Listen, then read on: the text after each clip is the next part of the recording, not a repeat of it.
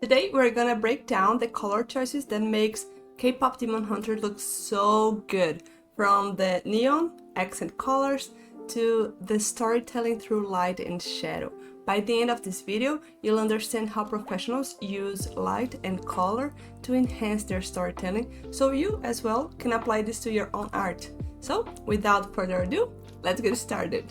So we have here a bunch of screen caps from K-pop Demon Hunters, and I want to start by analyzing how the colors look when the characters are happy and harmonic and their friendship is solid, because this whole movie is about friendship.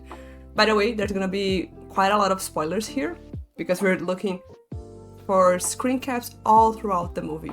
Anyway, so we have the historical ladies who sing and protect the honeymoon, and we see that in all of these there's a lot of blues and pinks and yellows as well.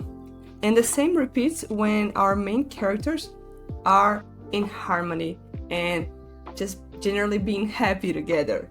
And this is a pattern that they chose to give a uniform color identity to the movie. So the whole movie is very pink and purple and blue. And when the characters are happy, excited, and just feeling good, we also see a lot of yellow. And that makes sense because yellow is this really bright and warm color that makes us think of life, usually because of the sun. And so in this movie particularly, they really did use yellow to give this idea. And so we can see the color palettes in each of these is basically a bunch of cool colors and then some yellow and orange. And then we have another one that has some green, like this one here, with some greens.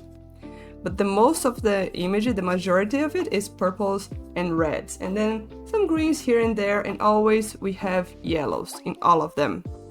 And this just is so amazing because it really keeps the uniformity throughout the movie. And when we look at many different screen caps, like this one, and then whether they are like, they just finished a fight or something, or they just got to their concert, or they are at the end of the movie and feeling really, I don't know, complete and connected. In all of these, we see the same types of palettes, even if the proportion changes. So here in Mira, we see lots of pink in this scene, while on Zoe here, we see lots of blues and maybe a tiny bit of green. I think it's more like cyan. But it's basically the same colors all throughout these scenes where they are feeling good. And we also see it on the audience in these moments. So they are feeling good, the audience is feeling good, and we see again pinks and purples, sometimes some green and yellow here and there, but much more subdued because the audience isn't feeling as strongly maybe, or maybe just because it doesn't want to bring all the attention to them. While obviously on the main characters we do want to have all the attention on them, not on the audience. So when it's the audience, the colors are much more subdued and desaturated. And again here we see same color palette up until the end, where again we see lots of pinks and lots of purples, and just everything is like an analogous palette of pinks and purples and blues with a hint of yellow to give that happy and bright vibe. And throughout this movie we don't see a lot of green, and when we do frequently is in these moments of tension. So here we have one scene where they go to fight in a sauna, and it's super green because they are facing the demons, and in this movie they chose green to be one of the colors for the dangerous scenes or the evil scenes. It doesn't mean that green is evil or anything, it's just what they chose to do. And also it's not in all of the scenes. They have the scene with the doctors here where it's not really a bad scene and it has green, but you can see that it's a different type of green, it's more towards blue. We get this really eerie feeling here because of the green and also because of the purple. It's so contrasty, and it just gives this weird feeling to us because we don't usually see an ambient that is not a forest and that is so green. So it's off-putting. So really, really good job here. And it's what I'm so excited to see this, is that on the same scene, when Rumi goes to face the guy who's gonna be her romantic partner or something, suddenly it's not green anymore. They chose to use oranges and reds and make it warmer. It's to enhance storytelling. So that's why we see, this is so beautiful. Look at this scene here, how those oranges really support, like, because this whole scene, lots of analogous colors, orange, red, yellow, and purple, all getting together and giving us that energy, that feeling of he's not that evil, he's not one of the bad guys. We subconsciously can see it here because of the contrast between the other two girls fighting in the green and magenta and this one fighting here in the orange. It's beautiful. And so we also see how they use green here. See, it's a darker green, so the darker they went with, the more scary and serious and evil it got. And it makes a lot of sense. It's about value, because usually we relate darkness to evil and suspense and mystery. We have many scenes where a combination of dark teal and magenta means evil. And again, throughout the movie we see these repeating patterns of color and light that just, they're so gorgeous. It's just stunning. Look at this. And how much pink or magenta we see makes a difference in these scenes. So here on the top left one, we can see that Zoe and Mira is not like they are evil, but they are being corrupted or they're being swayed by evil. So half of them is still kinda in the magenta and the other half is in the teal. Their manager, we see less of the magenta and he's more like falling down at this moment. On the other hand, here when we see the demons, Zoe and Mira, and the Gino, it's basically just green and the dark teal. And all of this helps to tell this story. In other parts of the movie, we see the magenta being used for the main villain. So that's why we also see when the boy band is dancing, we see also lots of magenta happening, because it's so interesting. They chose to use magenta both as a color for the main characters, the heroines, and for the villain. And I'm not sure why, but I think it's just to keep the uniformity throughout the movie. But anyway, it just looks amazing. And I just wanted to point out, it's not like green is evil in this movie or anything like that. We do have scenes where green doesn't mean anything bad on the doctor's office. It's okay, it's a funny scene, although I do think that maybe this green is because Rumi is feeling, for those who are watching and haven't seen the movie anyway, she's the main character. Anyway, she's feeling really down in this scene, like she's kind of desperate and she wants to find hope, but she doesn't feel good. And then we see all those, they are soft greens, but still it feels a little off feeling. On the other hand, for some reason, we did have this scene right at the beginning of Zoe being super badass, and it was green, and I don't know why. It just looks good. But overall, throughout the movie, we did see a pattern of making the dark green being a evil color. Now, I don't mean to say with that you should do the same in all of your paintings or all of your projects. What I want to show more here is how the production team, they made choices to keep the same color language throughout the movie. You could choose yellow to be the evil color for your project. It doesn't really matter, although it would be a little weird, but it's just keeping this uniformity. And when we analyze how the professionals do it, we can improve our art so much, because we're looking like, oh, why did they choose this tone of green? And then we can think about it and analyzing other artworks and see what effect that gives. So anyway, on top of the green, they also chose to make red the color of the demons. And when I looked at all the screen caps, because I was going through all of them to make this video, I was really surprised at first. I was like, wait, where's the red in this movie? Because we barely see any. And when we do, it's always with the demons. So even on a funny scene, funny and cute right at the beginning, like this one, we see that the demons, they were red here and their faces are red. And then when they get to the underworld or whatever that is, again, we see the red. And later on the movie, we see the same here. This is the scene Like, if you see all of the screen caps on this movie, this is the only scene that has so much red, like pure red. When we look at the color wheel here, if someone thinks of red, it would be this color. They chose to really show how evil they are with this red color. It makes a lot of sense because we do usually relate red to danger, blood, and scary things. So it's a great choice and it looks amazing. And one thing that I wanted to point out is that some scenes are mainly magenta, like the bottom two here.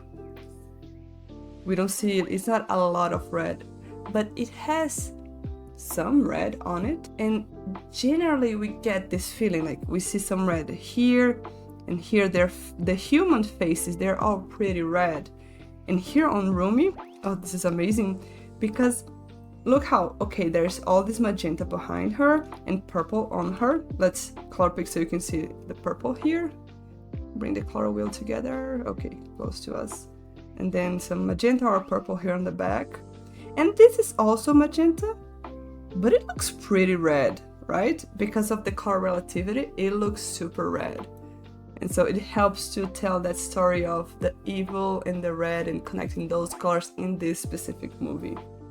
And then what I wanted to point out here in these scenes, when Rumi starts singing and she gets to the heart of her friends, suddenly they're not as red anymore, and we start seeing this blue light here, little by little, appearing on them here again. And see how they are more pink compared to before, where the whole scene was more red. Now it's more magenta, and the blue light appearing again here. See, everything around is more like red, and then Zoe is more like the purples and the magentas and the blues, because she's going back to her original self. She's going back to not being with the evil guy anymore. And this happens throughout this whole scene until the scene becomes much more purple and magenta again, like how it used to be at the beginning. But of course this one is much more with these colors than the ones before, but still until the point, look at this blue here. What a huge contrast to before. Again, let's look how it was before. So red, see all the red here on the right side. And then later we have all this blue and purple and magenta, and the girls, the colors of the main characters in this movie. And then again, let's compare these two because they are looking at one another, the heroines and the villains. And they keep their color palette. They have the magenta and they have the teal, and they look downright evil, not because of the colors of course, but this helps. And the ladies, not anymore. They have their strong purples and pinks again. And on the final scene with Gino, we see this really, really nice transition. Again, with the blue being like hope. And it's so interesting. So before you see all those reds, and the blue comes out of him, embraces her, and the whole scene is a little bit less red now. So again, it's not about red being evil. Red can also mean passion and love and other things, but for this movie, this is what they chose to do, and I think it's just so amazing. So we saw how the green was one of the evil colors and the red was one of them as well. And looking at this scene here, we can see the blue being an accent color, and this is what I want to talk about next, because we saw a lot of accent colors on this movie, and it's incredible. I love making palettes with accent colors. So let's analyze them here now. So the golden MV. Take a look at this. Each one of these scenes is basically really cool tones, like greens and blues and a little bit of purple, and this really strong yellow or orange or red, but this really warm color being an accent color. When you look at any of these images, it's impossible not to focus on this area here or this here. This is what an accent color is. It's a color that is so contrasting with all the others that you can't help but look at it. And it works amazing here. So when we look at these color palettes, they are very similar to the ones we first analyzed when the girls are harmonic and we have these variations of purples and pinks and blues and yellow. But this time the difference is that all the cool colors are more like on this area here, which is desaturated. It's more like towards gray, while the yellow is, bam, super saturated. And let's get a color wheel here so you can see. Sometimes it's not saturation, but value as well. So on this one, the first one, it's more like value. So we have the blues and gray colors here going in all sorts of range. And the yellow, we have like the value is really different from everything around it. Compare the dark blue and the yellow here. So very different. On this one here, we have again generally cool colors, and then the yellow, bam, really strong, really saturated.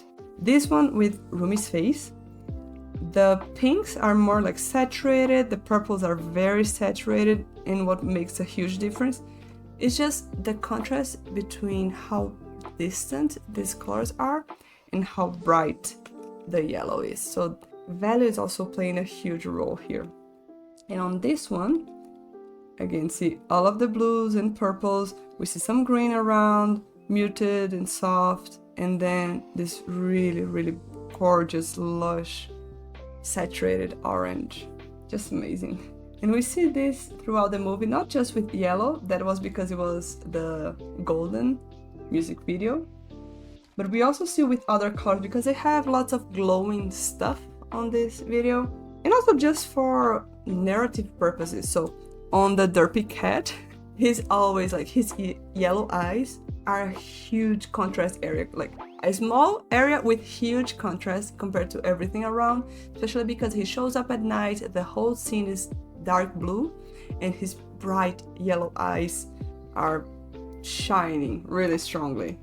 On the second image here, we see how the whole image is pretty blue, and the skin is like a desaturated pink, but then the runes are really, really saturated magenta, and they are the accent color. On this one, her eye, obviously, is just such an accent color because the whole image again is pink and purple, but then we have this yellow, and we can't help but look at it because of the contrast. On her legs, when we see the scars, I don't really know what they are, but I know they become scars later. They look how bright cyans and pinks and yellows, and how they contrast with the rest. Because of here's pink and here's blue, and because this is super bright and the rest is super dark. Here on this image of Gino, just amazing. Let's zoom in because we really need to see this eye. The whole image is basically just red. Bright red, dark red, but just red. And then we have this one area of yellow. And it's a gorgeous, gorgeous accent color. We can't help but look at it. And then when the public is going back to being connected to the girls, we also see all of that blue being the accent color that is kind of like their souls returning or something like that. So this movie really used accent colors extensively, and I think this is a great lesson for us because when we use accent colors, the art just looks so much more amazing. So it's a great technique to apply. Next, let's take a look at saturation, how they used saturation to tell the story. Here we have Rumi, and she's sad, she's really, really upset and scared and all the negative feelings possible. And you can see how the colors are so muted and kind of gray and just sad. You just look at this, you don't even need to see her expression. Like even if we remove the expression, we just know this is a sad scene because of the color, because look at how gray everything is. You may look at this hair and say, oh, but it's so saturated, Bruna. But when we look at her hair on other parts of the video of the movie, it's really, really bright purple, really saturated. And here, not really. Everything is really muted, dark colors, low saturation. It just looks sad. And this whole section of the movie where Rumi is facing this dilemma and feeling conflicted, everything is so subdued and the saturation is so low generally. It's just amazing. So compare these scenes on the right with the one on the left.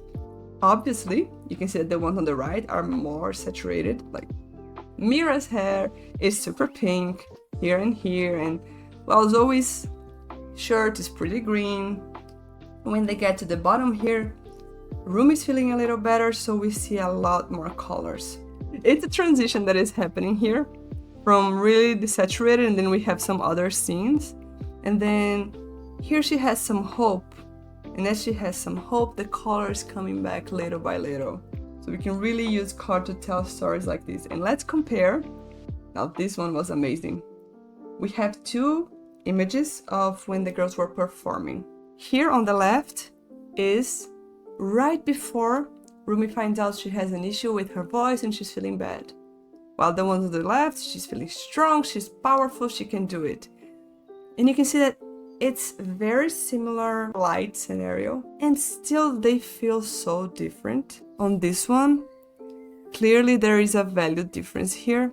Rumi is on light, but Mira is looking at her, apprehensive, and Zoe as well, and they look like they are more in shadow. Even this here, which is kind of like, oh, this is us, we're amazing, it's not even close to being as saturated, as powerful as the ones on the right. So even on a scene that would be basically the same values and colors, they managed to make it just a tiny bit enough of a difference to make this feel a little off and a little sad and a little worrying compared to this one.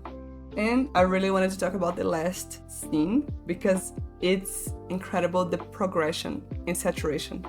Take a look here, the girls just came out of this alley, they found some fans, the colors are okay, kind of warm, kind of cute, you know, but not really excited. And then they meet the girls, the lights are a little bit stronger and the colors are a little bit stronger as well. And at the end, look how beautiful. Super saturated, super strong light, and it's a sunlight of life and just giving all that hope to them. So let's compare here. The yellow on Zoe's shirt, it's already pretty strong, but here it looks more strong, not because it is on the color wheel, but because it is compared to a darker area around it. And it just makes the whole image look more bright. Not just her yellow, but there's also the pink on Mira's hair, and the purple on the girl's cap. The trees are much brighter and saturated than all of the green on the scene before. So again, it's not that green is evil, but they choose how to show this green and where to show it and what tone of green, how cool it is or how warm it is. Anyway, and then on the last one, holy cow, look how saturated that is. And a strong, super strong contrast. The highlight is almost white here on Mira's hair. Her hair is super saturated. Look at that Rumi's purple hair, super saturated. Everything is just so bright, and look at those trees, really, really saturated as well. So we have this progression showing their happiness and again their connection with the friends, and that is shown through color, with the color and the light actually, with this progression in this scene. And talking about light, we couldn't finish this video without talking about the light and shadow on this movie. So we have many different light scenarios on the movie, but it's really interesting to observe how they relate not only to the mood and the story they are telling, but also to the energy they want to give, because quite similar light scenarios can look really different depending on the colors around it. So let's take a look. Here we have the girls are like in a really soft light. They are connected and a little apprehensive, but mostly feeling good. They know they can do it. Their hands are holding hands, and anyway, their friendship is solid here. And the color is really soft, so there's not energy and no aggression, no excitement. It's just soft. Compared to this one, which they are much more happy, much more excited, and the light shows it. It's so strong, strong contrast between the light and the shadow. Look at this. Let's compare here. Light, almost white, and the shadows, really saturated pink. While on the top one, it's a really soft transition between light and shadow. And on the final image here, the one with the final scene, not the final image, this video is not ending yet. The final scene here, again, we can see strong sunlight, the idea of life and excitement and all. It's a combination of the lights and the saturation here, and the colors that they chose. when we compare to these ones here, again, we have the saturation thing, but also look how this light here is framing the character, and she's in shadow and she's feeling horrible, and we can see like she's totally 100% panicking, and the light helps show it because there is light in the scene and she is almost not in it. And here most of the scene is her in shadow.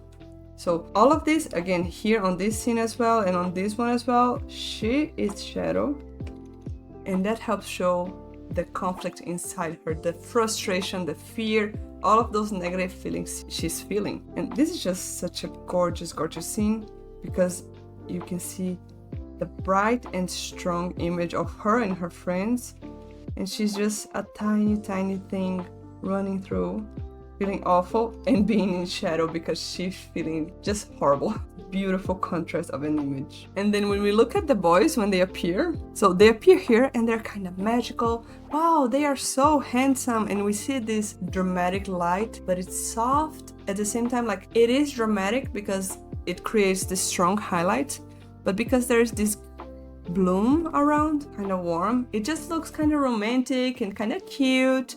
And then we see the main character, and he's with this really flattering light, and we think, oh, they are handsome, wow, so cute. But then look at these two scenes. This is gold, because here he is in shadow, he's completely in shadow, and he's reaching out and his hand is coming into light as he reaches out to the main character. But then he goes back to the shadow. When she reaches out to him, he's like, I was just kidding.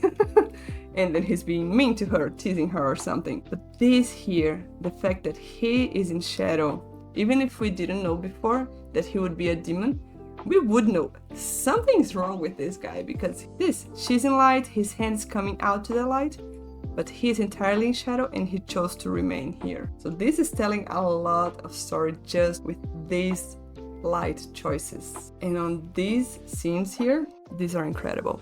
So take a look here. Right now, it's Rumi and supposedly her two friends. And look at the difference in light, how Rumi, she is in light, but the demons, they are in shadow, and there is even some light coming from below on her face, on their faces. And that is like 100% evilness. You can't look at a character if there's no context and there's light coming from below. They are evil. It's just really hard to take this stereotype from our minds. It's just how we symbolize the light we see. So this scene is so strong. Also the fact that they are red and Rumi is not, she's magenta or purple. It's a really complex and beautiful scene. And here as well we see light coming from behind, and all of the characters here are 100% in shadow. They just have like a tiny bit of some light hitting the back, but they are in shadow because they are evil. It's as simple as that.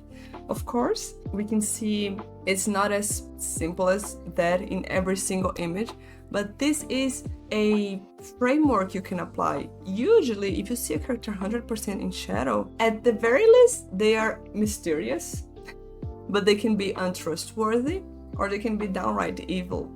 You rarely will see a character completely covered in shadows and they will be just happy and bubbly. It's just, it doesn't match. It makes no sense. Here on the right side, we have him again, mostly in shadow, feeling conflicted. And then on this one, again, mostly in shadow, but this time, this really strong light hitting him.